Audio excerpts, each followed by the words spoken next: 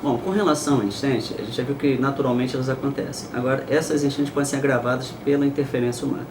A primeira coisa óbvia é que a capacidade de filtração do solo depende da sua cobertura deste solo. Se você tem floresta, se você tem campos, naturalmente as áreas florestadas, por serem uma área chuvosa, elas já têm a floresta e, de certa maneira, tem uma capacidade de retenção de água. Quando você retira a floresta, você diminui essa capacidade de retenção.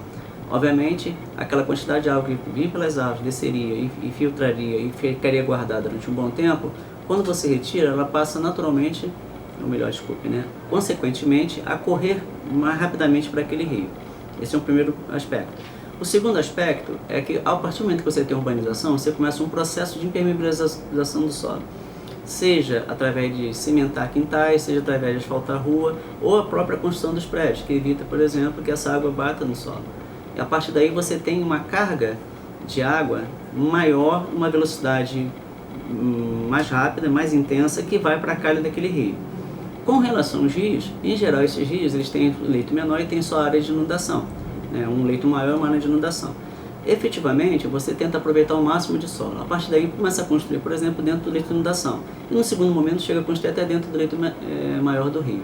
Obviamente, quando você tem uma chuva mais intensa, associado ao fato que essa água não infiltra mais, ela vai passar para ter um escoamento superficial, vai diretamente para o rio, você tem um enchimento dessa calha do rio num período de tempo menor. A partir daí, é claro, ele vai ocupar de novo o seu leito maior. Se esse leito maior estiver ocupado, a água vai entrar na casa das pessoas.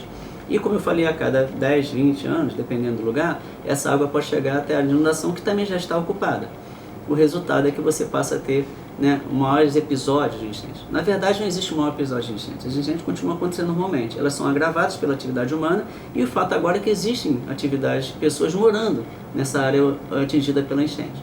A segunda coisa é que a gente costuma jogar a culpa nos outros. A primeira culpa, por exemplo, é do lixo que cai no bueiro, etc. e tal. Esse é um problema que não pode ser descartado, mas ele é muito superdimensionado porque as pessoas tendem a transferir, colocar a culpa de quem joga lixo. Eu diria que assim, o lixo entupindo as calhas e os bueiros, ele é 10% do problema. O principal problema é poucas pessoas se tocam. Quando você tem uma casa, tem um quintal e você cimenta esse quintal. É uma tradição, por exemplo, que você tivesse árvores, tivesse gramado. Só que as pessoas, para poderem, por exemplo, se livrarem da sujeira, da lama e da poeira, elas acabam cimentando o quintal. Se todo mundo faz isso, você praticamente leva a zero a capacidade do solo absorver a água.